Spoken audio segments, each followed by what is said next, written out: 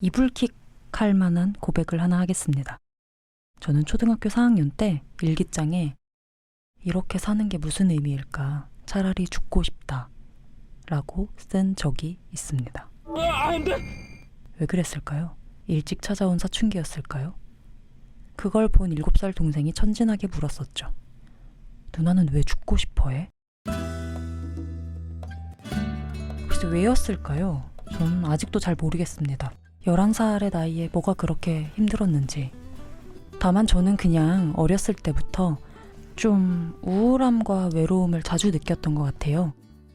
근데 그건 너무 괴로운 감각이라 무던한 친구들을 보면서 닮고 싶어하고 부러워하고 그랬어요. 하지만 지금은요, 이 감각을 그냥 평생 저와 함께할 파트너처럼 여기고 살아가고 있습니다. 이 파트너를 나름대로 컨트롤하는 방법도 이제는 알게 된 것 같고요. 저 요즘은 심지어 와, 너 무던해서 좋겠다 라는 이야기를 듣기도 한답니다. 제법이죠? 최근에 한 친구가 저한테 이런 얘기를 했어요. 우습게 들릴지도 모르지만 나는 항상 죽음이 생각보다 가까이 있다는 생각을 하며 산다 라고요. 전혀 우습게 들리지 않았어요. 저도 그러니까요. 그런데 또 한 친구는 이런 얘기를 하더라고요. 살면서 죽고 싶다는 생각은 단 한 번도 해본 적 없다고요. 두더지 작가는 어땠어요? 나는 들숨에 죽고 날숨에 싶다 하는 사람인데 뭐 진지하게 죽고 싶다 이게 아니고 그냥 정말 진짜 죽고 싶다 이러다가도 에이 그냥 살지 뭐 그러니까 평온을 유지하다가 그러는 왔다 갔다 이런 얘기 사람들한테 해?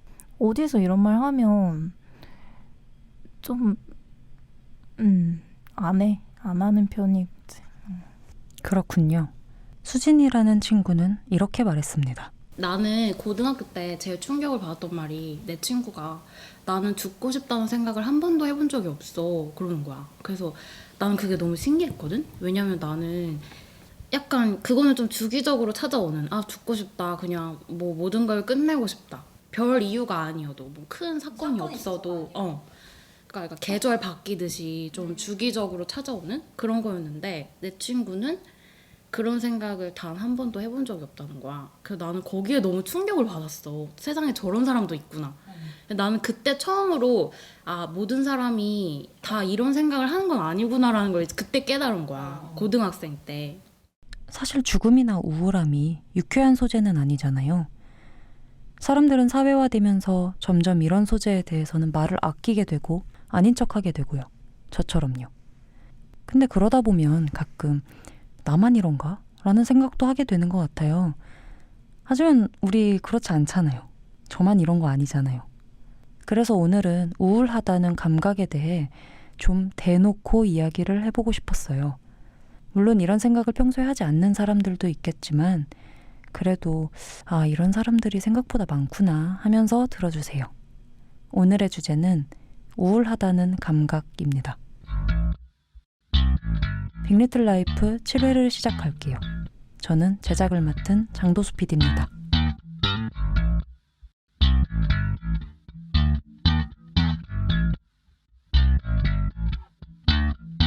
스토리 1. 우울함에 대처하는 나만의 방법. 앞서 잠시 등장했던 수진이의 이야기를 더 들어볼 거예요. 들으셨다시피 수진이는 주기적으로 죽고 싶다는 감각을 하는 사람이었습니다.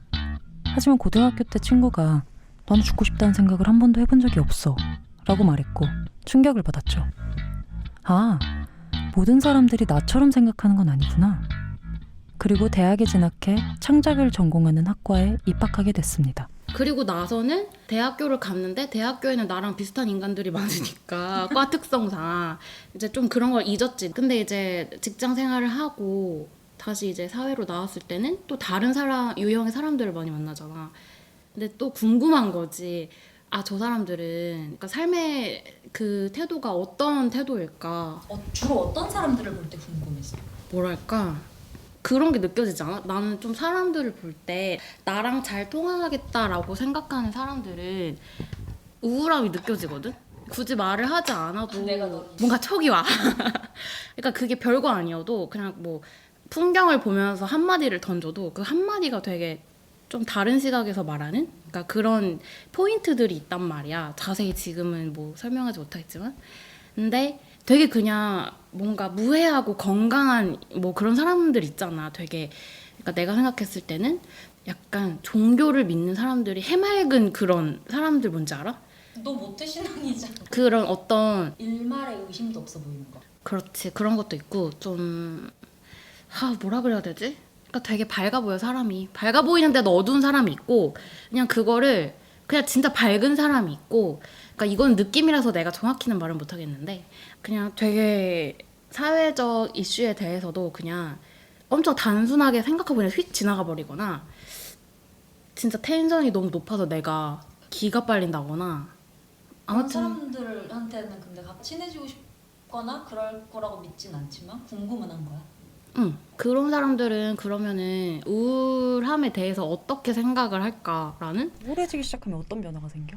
그러니까 나는 되게 우울했을 때는 진짜 아무 생각이 없었어 사실. 그냥 뭐를 하고 싶다는 생각도 없고 그냥 화장실 가기도 너무 귀찮고 먹기도 너무 귀찮고 뭔가 그냥 말을 하고 싶지 않은 거야. 누구랑 이제 누가 날 부르는데 대답하기도 싫고 그냥 날 좀 혼자 내버려뒀으면 좋겠는데 또 혼자 있으면 그게 너무 이제 뭔가 감당이 안 될 때도 있고 그러다가 이제 뭐 나는 근데 좀 스스로 힘을 내는 편이거든. 왜냐면은 약의 힘을 빌려서 내가 상태가 나아지거나 그런 거는 못 느꼈단 말이야.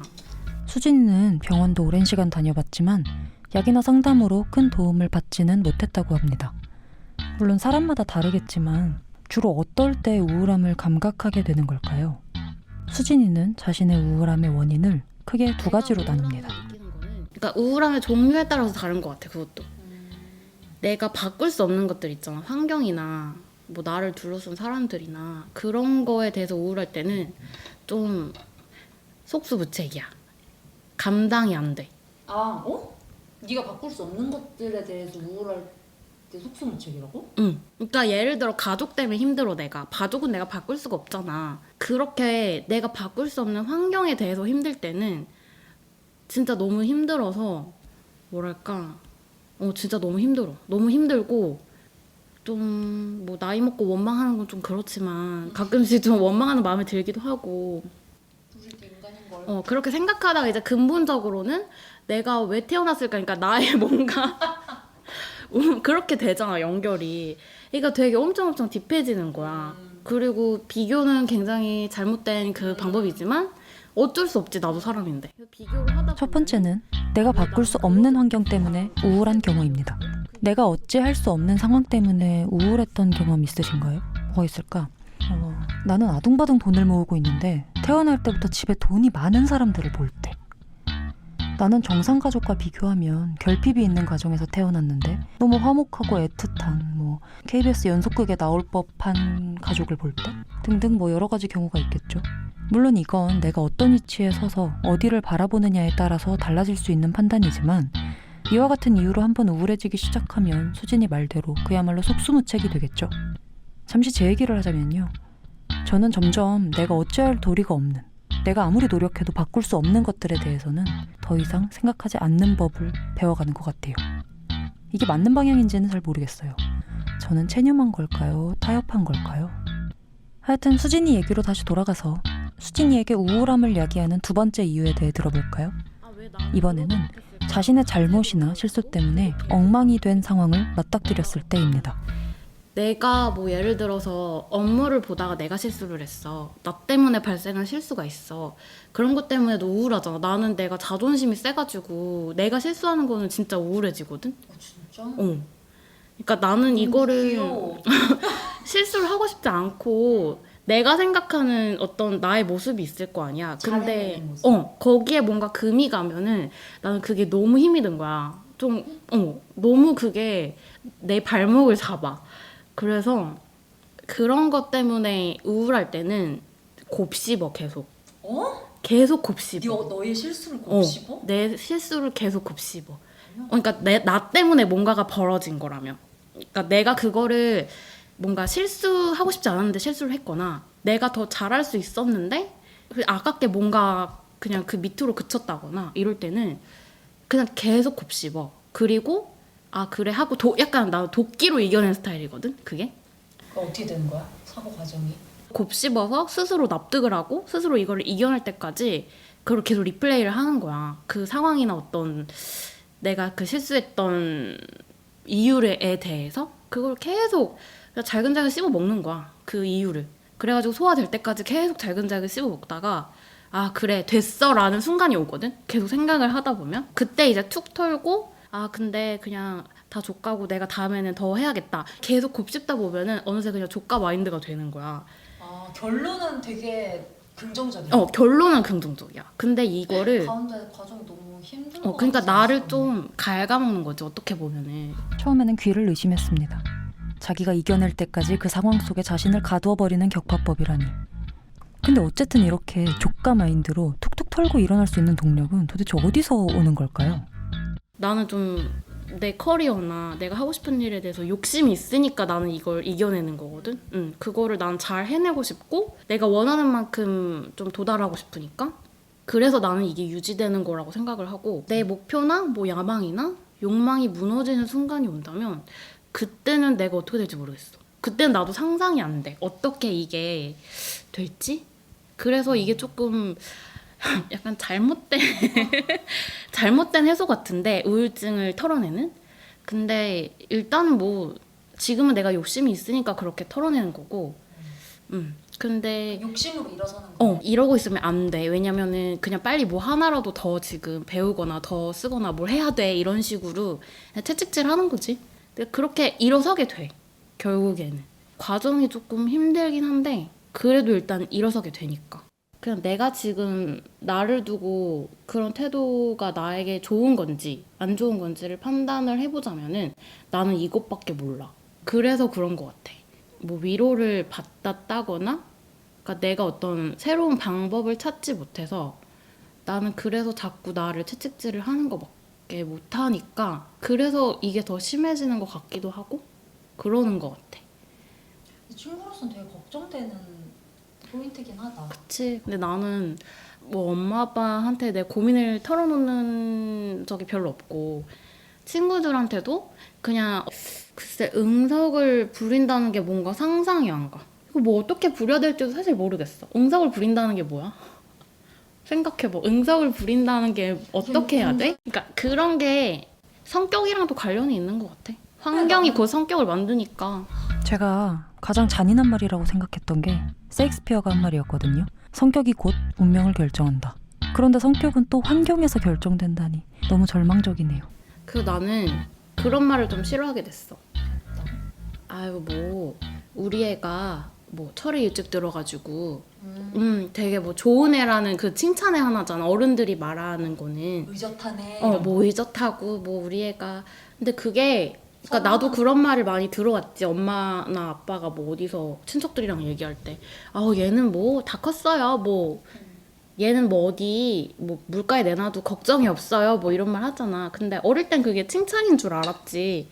근데 그냥 이제 커서 생각을 해보니까 그것도 약간 진짜 학대의 하나인 것 같은 거야. 정서적인. 그러니까 그 말이 어떤 얘를 설명해주는 말을 넘어서서 나는 저래야 한다라는 어떤 틀을 만드는 것 같아. 그니까 그래서 나는 그런 말을 들으면은 그 틀에 맞기 위해서 더 이제 그런 식으로 노력을 해야 될 것 같고 그런 말이 칭찬인 줄 알았는데 지나고 보니까 좋은 말이 아니다. 그냥 그런 말을 하는 집안은 애가 힘들 확률이 크다라는 생각. 저 이 이야기를 듣는데 갑자기 생각난 대화가 있어요. 원래는 다음 주에 공개할 김소연 시인의 인터뷰인데 여러분한테 일부만 먼저 들려드릴게요. 자존감이 떨어졌다는 느낌이 들 때 김소연 시인은 이렇게 한다고 합니다. 근데 자존감이 떨어졌다 이런 느낌이 들 때는 자존감을 회복하기 위해서 제가 좋아하는 어른들 그런 책 만나러 가는 그런 일을 꼭 하게 되는 것 같아요. 이게 자존감이라고 하는 거는 사실은 그 사람의 타고난 것도 있고 자기 노력에 의해서 자기가 쟁취하는 축복의 형태거든요. 네. 그래서 제가 타고난 축복이 많지 않은 사람이기 때문에 그거에 대한 노력은 어렸을 때부터, 초등학교 때부터 무지하게 했었던 것 같아요. 본능적으로. 내 자존감을 채워줄 수 있는 인간들을 선호하는 쪽? 그런 선택을 많이 하면서 지냈고 지금도 그래요. 그럴 때는 응숙도 되게 원색적으로 잘 부려요. 어른들 앞에서. 전 너무 형편없는 인간인 것 같아요. 이런 말 한마디만 하면 막 30분 정도는 막 이렇게 어떻고 저떻고 그러면 막 녹음도 하고 싶고 집에 가서 또 듣고 싶고 그렇게 좀 유치한 방법을 많이 선택하려고 노력을 해요. 그 인간의 유년기간 어쨌든 완벽하진 않잖아요. 다 유년기 때부터 훼손되어서 있던 것들 그 유년기부터 채워야 하거든요. 그러니까 좀 유치해야 한다고 생각해요. 이 이야기를 수진이한테도 들려줬어요. 좋은 말이네. 근데 나 진짜 공감했거든. 나도. 그치, 그것도 제때 부려야 그게. 물론 제때 부렸다면 가장 좋았겠지만. 그치, 근데 그거를 제때 부르지 못하는 사람이 분명 있지. 그리고 그거는 굉장히 혜택받은 사람들이지. 제때 부릴 맞아, 수 있었다는 맞아. 건 받아줄 사람이 맞아, 있었다는 맞아. 거니까. 저는 모든 것을 유년 시절로 환원하는 해결 방법을 별로 좋아하지 않습니다. 유년 시절을 잘못 보내서 그래요. 그러면 뭐 어떡해요? 뭐 이제는 돌이킬 도리가 없다는 건가 싶잖아요. 그래서 김소연 시인의 인터뷰에서 위로를 받았던 것 같아요. 앞으로도 여지가 있다. 내가 유년 시절을 어떻게 보냈든 지금이라도 누군가에게 가서 응석을 부리고 어리광을 피우면 그것이 회복될 여지가 있다 라는 생각을 하게 됐거든요. 근데 그것도 어느 정도 나를 좀 인정을 하고 뭔가 틀을 깨야 그것도 가능한 게 아닐까. 그런 것도 용기 같아. 내가 못하던 말을 할 수 있는 거? 그런 것도 용기가 아닐까. 그럼 그 용기가 필요하다고 생각하고. 내가 다치지 않기 위해선 필요하다고 생각해. 근데 왜 안 해? 사람은 쉽게 바뀌지 않으니까. 여러분은 응석과 어리광, 적절한 상대에게 잘 부리고 계신가요? 누군가에게는 꼭 필요한 처방일 수도 있겠다는 생각이 듭니다. 우리 수진이도 용기를 내자. 스토리 2. 아무도 모른다.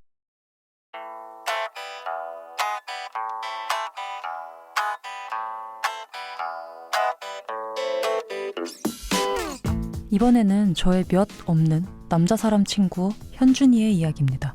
현준이로 말할 것 같으면 제가 본 사람들 중에 정말 손에 꼽히게 외향적이고 성격도 좋고 친구는 또 얼마나 많게요. 주변에는 늘 현준이를 좋아하는 사람이 많고 본인도 사람을 잘 챙기는 편입니다. 수진이가 우울함을 느끼지 않는 사람들의 이야기가 궁금하다길래 현준이를 찾아왔습니다. 어떨 때 우울함이 찾아오는 것 같다고 스스로 생각해? 관계 측면이 제일 많은 건데, 그러니까 과거에 있었던 관계들에 대한 생각, 멀어진 사람들에 대한 생각이라든가 그런 거에서 우울함이 올 때가 있고, 나의 실수든 상대방의 실수든 그런 관계에서의 틀어짐으로 인해서 뭔가 좀 외롭거나 혼자 있을 때 약간 우울함을 느낄 때가 있지. 그런 게 하나가 있고,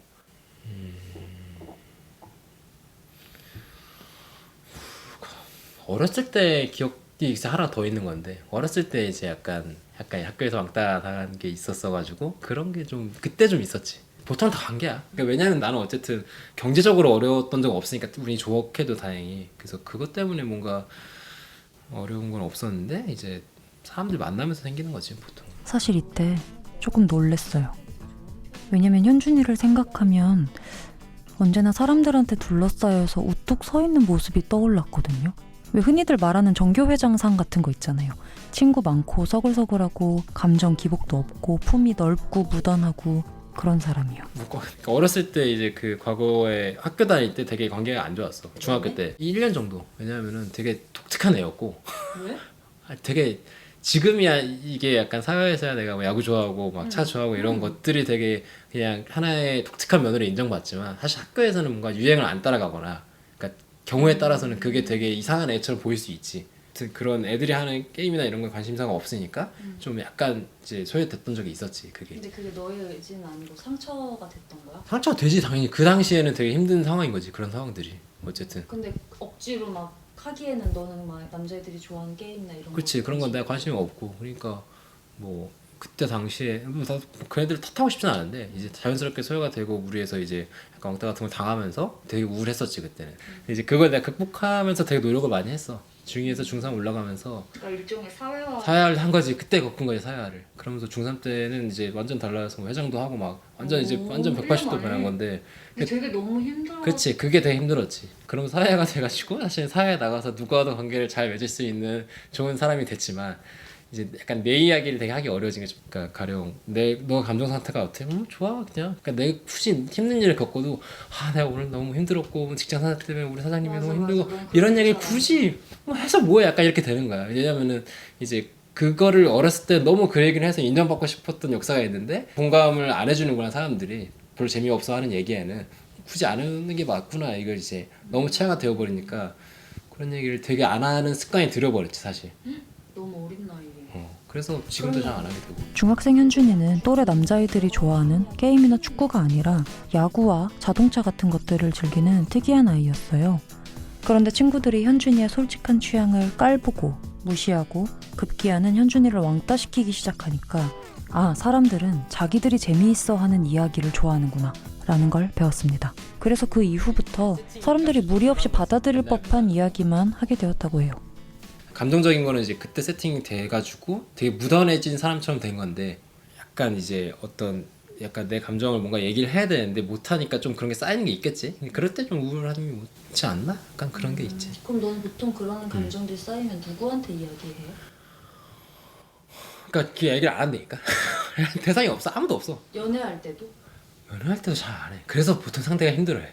보통 이제 상대분들은 자기 얘기를 막 하잖아 보통은. 너는 왜 그런 얘기 안 하니? 너는 나한테 관심이 없구나. 약간 이렇게 되는 거지. 그래서 헤어진 적도 한 번 있어. 그게 안 된다고 느끼면은 자기도 이제 그게 사랑받지 못한다고 느끼는 경우도 있으니까.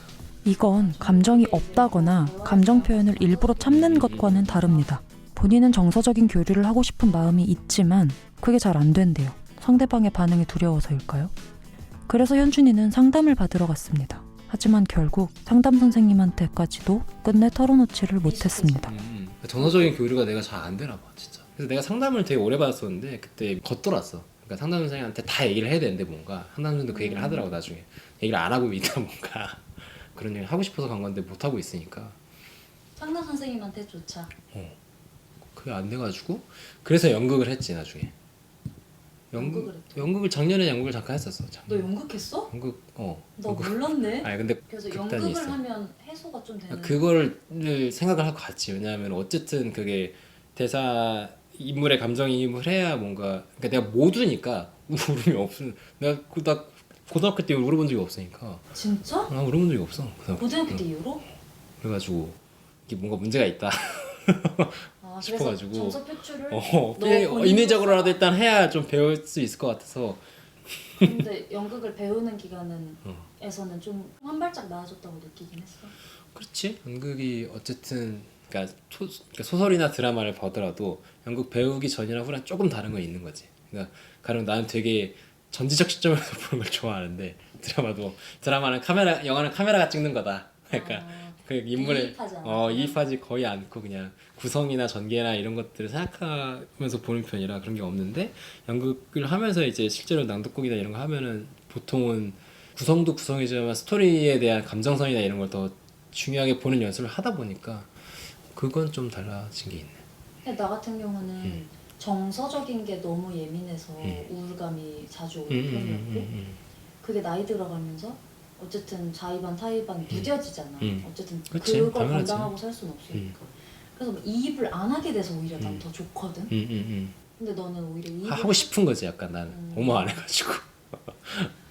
안 좋아. 왜냐면 관계 맺을 때 어쨌든 뭐 피상적인 관계들이야 그냥 하면 되는데 이제 좀 깊게 그러니까 특히 연애 같은 경우에는 정서적인 교류가 되게 중요한데 그거가 안 맞는 사람들이 너무 많았어가지고 사실. 정서적인 표출이 안 되어서 답답할 때 현준이는 우울함을 어떻게 극복할까요? 그냥 좀 이상하다 싶으면 일단 나가는 편이지. 집에 안 있으려고 하고 가능하면. 왜냐하면 어쨌든 밖에 있으면은 사람들 속에 있잖아 어쨌든. 그러니까 내가 그냥 밖에 나가서 운전을 하거나 걷더라도 어쨌든 사람들 속에 있으면은 그게 약간 뭔가 뭐 떨어져 있지 않다는 느낌을 주니까 그냥 외롭잖아. 정서적으로. 익명이라도 좋으니 사람들 사이에 있으면 외롭지 않다는 거죠. 사람들과 떨어져 있지 않다는 느낌을 받는 것이 현준이에겐 굉장히 중요한 거예요. 특이한 게 그렇다고 친구들과 약속을 잡지는 않는데요. 어차피 성격상 친구들에게 지금의 외로움이나 두려움에 대해 털어놓기는 불가능할 뿐더러 그런 이야기는 상대방이 듣기 싫어하는 종류의 이야기라고 생각하기 때문입니다. 밖으로 나가서 인파 속에 몸을 던지는 것. 이것이 현준이가 찾은 해결 방법인데 요즘에는 좀 더 구체적으로 달리기를 시작했습니다. 뛰는 거는 이제 그냥 에너지를 유지시켜주는 한 근원 같은 거지, 운동 자체는. 왜냐면은 성취감으로 주는 자존감도 있지만 진짜 뛰고 나서의 몸에서 도는 에너지가 확실히 있어서 자존감의 문제이기도 한 거야? 자존감도 연결돼 있지. 어쨌든 뭐 내가 10km를 뛸 수 있어서 내가 남들보다 이런 식의 자존감이라기보다는 목표에 대한 성취감이 주는 그런 게 있는 거니까. 어쨌든 달릴 때 무슨 생각해? 힘들다, 빨리 끝났으면 좋겠다. 그런 노래 생각이 듣고 좀 단순해지지. 엄청 단순해지지. 그냥 이거는 목표치를 향해서 그냥 심호흡 하려고 생각이 안 들어. 심호흡을 일정하게 가져가야 오래 달릴 수 있기 때문에 그거 맞추다 보면 아무 생각 못해. 어차피 상담이나 아니면 요가나 그 명상도 심호흡부터 가르치잖아. 호흡하는 걸 느끼게 하는 것부터 하잖아 보통은. 달리기는 그거를 유도적으로 해야 돼, 오래 달리려면. 그거에 계속 하다 보면 일상에서도 뭔가 내가 떨리는 순간이거나 아니면은 좀 긴장되는 순간이더라도 그게 어렵지 않게 그냥 평정심 유지가 되는 거지 라고 나는 생각해. 그게 뭐 다른 사람마다 다르겠지만 평정심을 유지하는 게 너한테 되게 중요한 거지. 왜냐하면은 무리해서 왕따를 당하거나 그런 뭔가 싸움이나 이런 게 일어나는 경험들이 있고, 그때 사실은 이제 나도 뭔가 호흡이 이렇게 달라지거나 가빠졌을 때 실수를 하거나 이런 경우들이 있잖아, 사람들이. 그랬었고, 그러다 보니까 그거를 진짜 평정심을 유지하는 게 이기는 거구나, 약간 그걸 어렸을 때 되게 체득을 한 거지, 어떻게 보면. 그럼 너는 뭔가 모든 것에 초연한 그러려고 되게 된 거지. 그렇게 하고 싶은 거지. 초연해지고 싶은 거지, 되게. 그때 막 갈등에 빠져서 허우적대는 네 모습이 싫었어? 되게 싫은 거지. 초연했고 초연해진 상태에서 하는 게 있는 게 편하니까, 한계를 유지하는 게. 그러기도 하고, 우리 안에서 뭔가 권력 투쟁을 하더라도 사실은 그게 초연한 마음으로 다가가야 거기서 더 유리한 고지에 있는 거지. 그 안에서 되게 들어가게 되면 내가 되게 더 힘들어지니까, 그런 상황들이. 아니 근데 얘기를 듣다 보니까 현준이 자기 얘기를 남한테 잘 안 한다더니 지금 저한테는 왜 얘기를 하고 있는 걸까 궁금해졌어요. 이상하지 않아요? 근데 그건 너가 나한테 그 얘기를 했기 때문에 나도 얘기를 한 거야. 상대방이 그런 얘기를 하면은 나는 그런 얘기를 들었을 때 내 얘기를 해주는 게 예의라고 생각하긴 해, 약간. 예의라고 생각해서 했던 거였어? 아니 그런 측면이 좀 있어. 인터뷰 하기 전에 제가 제 얘기를 좀 했거든요. 그래서 예의상 얘기를 해주는 거라고 하네요. 근데 예의라기보다는 더 적절한 단어를 찾아보자.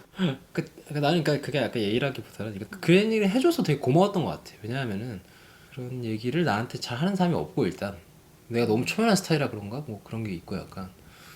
그래서 나도 하는 게, 현준이는 예의상 해준 이야기라지만 저는 내심 사람 참 함부로 판단하면 안 된다라는 생각이 들었어요. 현준이는 겉보기와는 달리 관계에 굉장히 예민한 사람이었고, 심지어 삶의 디폴트 값이 외로움과 우울함이라는 데에 동의하는 사람이었습니다. 사회화가 참 무섭죠. 친구로서 한 사람을 이해하기가 얼마나 어려운 일인지 새삼 깨닫습니다. 이해는 고사하고 한 사람의 인생의 중요한 사건 몇 가지를 쫓아가는 것조차도 쉽지 않은 일일 수도 있겠다는 생각이 들었어요.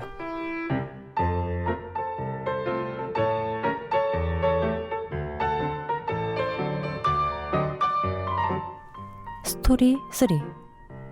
조울의 폭포에서 패턴을 찾다. 이번에는 제가 아는 한 가장 감수성이 예민한 사람으로 꼽히는 친구를 찾아갔습니다. 여기서의 예민함은 긍정적인 의미예요. 저는 이 친구의 예민한 감수성을 아주 사랑하거든요. 그런데 이 친구가 요즘에는 예전만큼 감수성이 예민하지 않대요. 의도한 거라면 그 비결이 뭔지, 의도한 것이 아니라면 왜 그렇게 된 것인지 물어보려고요. 옛날에는 진짜 막 날씨의 영향, 계절의 영향 이런 것도 진짜 많이 받고. 너 뭐 탔어, 계절? 다 탔어. 난 사계절을. 봄이면 봄이라서 기분이 싱숭생숭하고. 봄이면 설레는 게 아니고? 그 남들이 모두 설레는 그 가운데 나만이 혼자 느끼는 어떤 고독? 진짜 궁상 맞네. 궁상 맞아? 진짜 궁상 맞았지 진짜. 그리고 비가 오면 비가 오니까 날씨가 좋으면 날이 좋아서. 그러니까 뭔가 꼭 우울함을 많이 느낀다기보다는 그냥 항상 되게 남들보다 좀 그 나만의 감정에 되게 파묻혀 살았던 것 같고 되게 예민하고 작은 것도 크게 느끼고 안테나가 좀 남달랐던 것 같아. 근데 진짜 나이 먹어서 그런가 봐. 진짜 별 감흥이 없어. 계절이 바뀌어도. 계절이 바뀌어도? 그럼 이제 타는 계절도 없어? 없어. 나 예전에 그 엄청 심했는데, 그러니까 지금도 있긴 있겠지? 근데 예전만큼 그러진 않아. 왜 그럴까? 나이 들어서 그런가? 그거 왜 그럴까 내가 물어보려고 하는데 나한테 물어보면 나이 들어서 그런 것 같기도 하고. 왜냐면 내가 나이 들어서 그런 것 같아라는 말 되게 싫은데, 그 너무 일반화하는 말이잖아. 근데 사람들이 다 그 말을 하더라고. 나이 드니까 20대 때보다 감정의 진폭이 작아졌다. 그래서 이게 여러 사람이 그렇게 말하니까 진짜 이게 노화에 영향이 있나? 호르몬에 영향이 있나? 이런 생각이 들긴 들었어. 노화? 난 노화라기보다는 그래도 좀 사람이 성숙해지고 이렇게 생각했는데 난 나이 든다고 사람이 성숙해진다고 생각하지 않아. 너 나이 들어서 성숙해진 사람 많이 봤어? 아니 나보다 한참 많은 사람 중엔 없는데 왜 웃는 거야? 거봐. 그래도 나보다 조금 많은 사람들 중에서는 봤어. 그 사람은 그러면 나이 들어서 성숙해진 게 아닐걸? 원래 성숙 그냥 괜찮은 사람이니까 시간이 지나면서 그냥 성숙해지는 것 뿐이지. 나이가 지날수록 더 이상해진 사람들도 많잖아. 맞아. 응. 그래서 나이가 들어서 그런 거 같다? 그럼 나이가 들어서 그런 거 말고 슬기가 완전히 어렸을 때, 그러니까 유년 시절에는 어땠을까요? 그러니까 어렸을 때부터 감정에 되게 남달랐던 것 같긴 해. 그게 뭐 때문일까? 타고난 게 아닐까? 근데 되게 내가 느끼기에는 내가 유별난 것 같긴 해, 가족 중에. 중학교 때도 좀 많이 우울했어. 고등학교 때는 내가 우울하면 그거를 애인한테 말했어. 우울하다. 아 어떤 일이 있었다가 아니라 우울하다 이렇게? 그러니까 이 그럼 애인 뭘 입장에서는 왜? 라고 물어볼 거 아니야. 이유는 딱히 없거든. 아 이유는 딱히 없었어? 그냥 우울한 거거든. 그러면 이제 그가 떠나가더라고.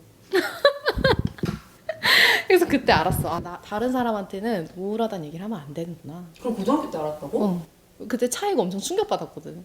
아 바로 차였어? 바로 차이는 않았는데 이제 그런 것들이 반복되니까 걔도 약간 얘가 되게 감당하기 힘들고 좀 이상하다는 걸 알았겠지.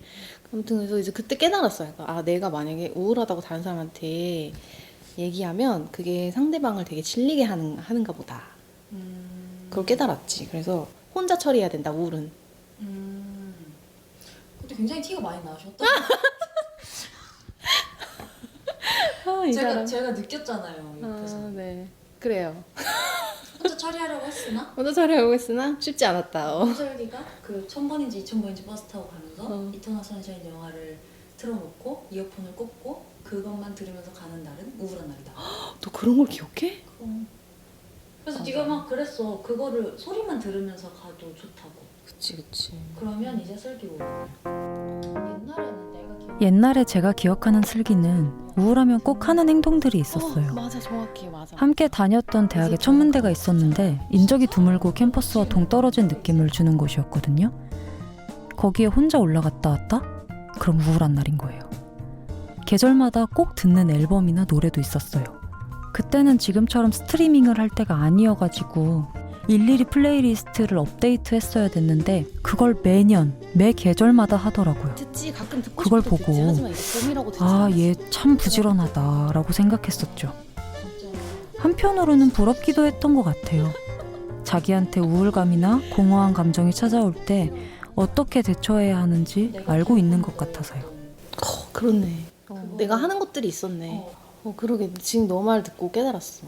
그런 패턴이 있었네. 내가 좋아하는 것과 나를 더 감정적이게 만드는 것들에 푹 파묻히려고 했네. 파묻혀서 다 그냥 소모해버리려고 했던 게 아닐까? 그 감정을 다 거기. 근데 그냥 약간 그런 감정에 자아도취가 되어 있었던 것 같기도 해. 그래서 꼭 그거를 어떻게 내가 이거를 해소를 해야겠다, 혹은 이걸 해결해야겠다라고 생각하기보다는 그냥 그런 식으로 그렇게 막 내가 좋아하는 음악을 듣고 내가 좋아하는 장소에 가서 혼자 막 그렇게 감정이 푹 쳤고 이런 거를 좀 좋아했던 것 같아. 그런 게 너한테 버겁다고 느껴지는 순간이 없었어? 아, 많았지. 그러니까 좀 또라이 같았던 것 같아, 진짜 약간. 가끔은 진짜 버겁다고 생각했지. 근데 진짜 버거웠던 걸까? 오, 신선한 질문이네. 그때는 되게 버겁다고 생각했거든, 그런 게. 뭐 때문에? 나는 버겁다고 생각했던 순간들이 다 기억나. 나는 버스를 타고 가면 이렇게 풍경이 샥샥 지나가잖아. 아, 멀리 또 가셔야 되니까. 광역버스를 타면은 그렇게 달려요, 이렇게. 안 그러면은, 서가지고. 왜냐면 이게 이렇게 지나가면서 이 지나가는 게 내 과거같이 느껴져. 내가 후회되는 과거. 그리고 내가 다시는 돌아갈 수 없는 되게 행복했던 과거. 이런 게 막 지나가는 것처럼 그렇게 느껴지는 거야. 그런 감정이 들면서 그 과거가 나한테 버겁다고 느껴졌어. 예를 들면 내가 이제 막 대학 졸업반이야. 근데 너무 행복했던 그 나의 대학교 1, 2학년 시절이 생각나? 그러면 이제 다시는 그때로 돌아갈 수 없구나라는 그런 감정과 혹은 그때 되게 가까웠던 사람들이 있는데 이제 그 사람들을 볼 수 없는 사이가 되거나 이제 더 이상 가까운 사이가 아니야. 그러면 또 그거에 대한 어떤 그 사람들에 대한 그리움과 막 이런 것들? 되게 미래에 대한 걱정보다는 과거에 대한 그리움. 나는 엄청 과거 지향적인 사람이었거든. 약간 내가 막 미래에 대해서 만약에 막 고민이 되거나 걱정이 돼? 그러면 뭐라도 할 수 있잖아. 이런저런 가능성들을 이렇게 따져보고 그냥 내가 내 자리에서 할 수 있는 걸 찾아서 할 수 있는데 과거로 내가 너무 가고 싶고 과거가 너무 그립고 막 이러면 할 수 있는 게 없어 내가. 맨날 했던 생각이 그 과거가 너무 버겁다 나한테. 그 추억들이 나한테 너무 버겁다. 약간 이런 생각 엄청 많이 했던 것 같아. 근데 또 버겁다고 생각하면서 잘 즐겼던 걸 보면 사실 버겁다고 생각했던 것도 그냥 사실이 아니었을 수도 있지. 그냥 또 자아도취의 어떤 일환이었을 수 있지. 뭐 이렇게 20대 초반 시절에 본인을 이렇게 아니야. 아주 부정하지 않아요. 네, 긍정합니다. 자아도취의 일환이라고 여기기엔 그 시절의 슬기에게 좀 가혹한 것 같고요. 그냥 지금의 본인에게 더 맞는 방법을 찾은 것뿐이겠죠? 지금 30대 중반인 슬기는 우울함에 자아도취 되는 대신 어떻게 벗어나는지 물어봤습니다. 내가 할 수 있는 게 없다고 느껴질 때? 뭘 어떻게 해야 될지 모르겠을 때? 그냥 그럴 때가 있잖아요. 막 직장에서 일을 할 때든 아니면 내가 뭔가 뭘 배우거나 공부를 할 때든 앞에 안 보여. 앞에 안 보일 때 진짜 어떻게 해야 될지 모르겠을 때 그리고 너무 다 그냥 놓아버리고 싶을 때? 막 이럴 때가 있잖아. 그때 패턴이 있더라. 내가 하는 게 있더라. 김연아를 본다. 진짜 이제 너무 예상치 못한 김연아의 뭘 봐? 사진이라도 본다. 진짜. 근데 보통 인터뷰한 기사라던가 경기 영상이라던가 이런 걸 봐. 김연아는 세인트야, 세인트. 진짜. 그러니까 그 사람이 주는 그런 어떤 영감, 동기 모든 걸 주지 나에게. 용기와 희망과. 그냥 일단 사람이 너무 대단하잖아. 대단한 사람이지 정말. 그리고 김연아가 항상 그런 중요한 경기들을 해오면서 보였던 자세가 되게 일관되거든. 뭐 예를 들어서 올림픽 전에 막 기자들이 물어보잖아. 막 이번에 금메달 딸 수 있을 것 같냐? 뭐 이번에 누가 되게 경쟁자로 꼽히는데 어떻게 생각하냐? 경기 전에 그렇게 막 물어보면 김연아 항상 비슷하게 대답을 해. 그래? 패턴이 있어? 응. 그러니까 패턴 중독자. 그러니까 그녀의 어떤 삶의 자세인 건데 다른 사람이 어떻게 하는지는 내가 신경 쓴다고 될 일이 아니고 나는 그냥 내 경기에서 최선을 다하고 결과가 어떻게 나오든지 간에 내가 스스로 만족할 수 있는 경기를 하는 게 나한테는 제일 중요하다. 내가 어떤 색깔의 메달을 받는지는 중요하지 않다. 이런 식으로 얘기를 해. 그리고 실제로 경기가 끝나고 나서도 그게 빈말이 아니고 정말 그냥 그 자기가 얘기했던 그 태도 그대로의 모습을 보여준단 말이야. 뭐 예를 들어서 막 금메달 못 땄어. 은메달 땄잖아. 러시아에서. 그러면은 사람들이 막 물어봐 또. 금메달 못 땄는데 어떻게 생각하냐 그런 거 물어보고 아니면은 뭐 이 결과에 만족하냐 막 이런 뭐 승복하냐 막 이런 걸 물어보고 하면은 김연아는 또 그냥 되게 덤덤한 표정으로 똑같이 얘기를 해. 경기 그 점수는 내가 결정하는 게 아니고 그거는 심판들이 결정하는 거고 그거에 대해서 나는 왈가왈부 뭐 하지 않는다. 나는 그냥 내가 스스로 만족스러운 경기를 했고 그걸로 나는 만족한다. 이렇게 얘기하거든. 훈련할 때도 그냥 매일매일 자기가 해야 되는 걸 하는 것 뿐인 거야. 어떤 생각으로 훈련하냐 이렇게 물어보면은 멀리 보지 않는다고 하더라고. 멀리 보고 막 하는 게 아니고 나는 그냥 오늘 나한테 주어진 일을 할 뿐이다. 그러면 그냥 그 하루하루가 쌓여가지고 나중에 변화를 일으키는 거라고 생각한다. 막 이런 식으로 얘기하고 그러니까 그냥 사람이 너무 초연한 거야. 나랑 달리. 나는 되게 감정 기복도 심하고 막 일희일비하고 이런 사람이었는데 그 사람은 그냥 자기한테 주어진 일을 묵묵히 하고 경기 결과가 어떻게 나오든 간에 나는 내 몫을 다 했다. 이렇게 생각하고 많은 사람인 거야.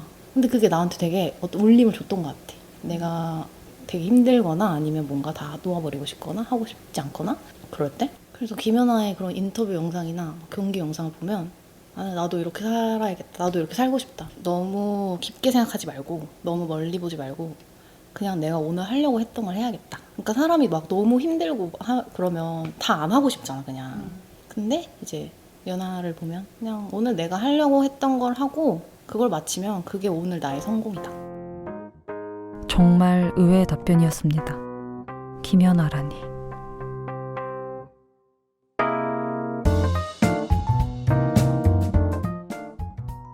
이제 다 끝나가니까 말인데요. 제가 생각했을 때 가장 해맑고 우울함과 거리가 멀어 보이는 친구에게 전화를 했어요. 스토리 1에서 수진이가 물어본 거 기억하시죠? 그런 사람들은 우울함에 대해서 어떻게 생각을 할까라는 궁금한 거지. 에필로그는 이 전화 통화로 대신하고요. 백리틀 라이프 7회를 마치겠습니다. 방송사 인터뷰. 아니, 너는 응. 우울하다고 생각해 본 적 있어? 있지? 죽고 싶다고 생각해 본 적 있어? 그건 없어. 죽고 싶다고 생각해 본 적이 한 번도 없어? 그런 생각 한 적 있어. 우리 집이 치매가 유전이 있단 말이야. 그래서 만약에 치매 걸리면 죽고 싶을 것 같아. 죽을 거야. 죽을 거야? 치매 걸리면 죽을 거야. 근데 지금까지 살면서 막 아씨 이렇게 살아서 뭐하나 죽고 말지 이런 생각 한 번도 한 적이 없다고? 그런 건 안 해본 것 같은데? 저는 그런 생각은 해본 적이 없어. 왜? 해야 돼? 아니야 그런 건 아니지. 나는 막 허무하거나 뭐 이런 감정도 별로 느껴본 적이 없어. 그러니까 그런 쪽으로 사고가 가지를 않는 것 같은데? 그런 사람들은 우울함에 대해서 어떤 생각을 하는 걸까? 이게 너무 궁금하대. 생각을 별로 안 하지. 아 생각을 생각을 안 하지. 안 하지. 우울함에 대해서는 깊게 생각을 안 하지, 나는. 나는 별로 안 해. 모르겠다. 내가 별 생각 안 해봤네. 우울함에 대해서. 너 어떨 때 우울한데? 나는 그냥 PMS 때 좀 우울하고, 그냥 내가 갖지 못한 것들에 대해서 생각할 때 좀 우울하고, 그냥 뭐 내가 친해지고 싶었는데 못 친해진 사람들도 있고, 뭐 내가 뭐 깔짝깔짝 됐지만은 시험 준비를 한 것도 있었는데 그런 것도 중도에 포기했었고, 뭐 그런 거에서 약간의 의기소침함? 이런 건 있었지만은. 그럼 어떻게 되는 거야? 사고 과정이? 의기소침하다가 다른 거 하면서 그냥 까먹는 거지. 생각을 깊이 안 하는 게 핵심인가? 생각을 깊이 안 하지. 안 하지. 별로 근원적인 질문을 잘 안 하는 것 같아. 아니, 맞나? 모르겠네. 내가 그러나? 그러니까 물어보니까 또 모르겠네. 끝이야? 응. 뭔가 더 물어볼 거 없어? 더 하고 부족한 싶어? 것 같아. 뭔가 엣지가 없어. 엣지가 없어? 궁금한 거 없어? 평소에 궁금한 거 없었어? 평소에 너한테? 없어. 그러니까 이런 토픽에 관해서 평소에 궁금한 거 없었어? 아 나도 요즘 우울함에 대해서 잘 생각을 안 해가지고. 나는 우울증은 신경의 문제라고 생각해. 뭐? 우울증은 신경의 문제라고 생각해. 뉴런? 어. 생물학적인 문제다. 그치. 그러니까 나는 되게 가까운 사람들이 아프잖아, 마음이. 근데 그것도 처음에는 좀 걱정이 엄청 됐었다? 근데 이젠 별 생각 없어. 그냥 별 생각이 없이 사는 거야? 그건 아닌데 엄청 깊은 생각을 하는 것 같진 않아. 그렇구나. 사람이 그래서 발전이 없나? 아니야. 무슨 그런 말을. 알겠어.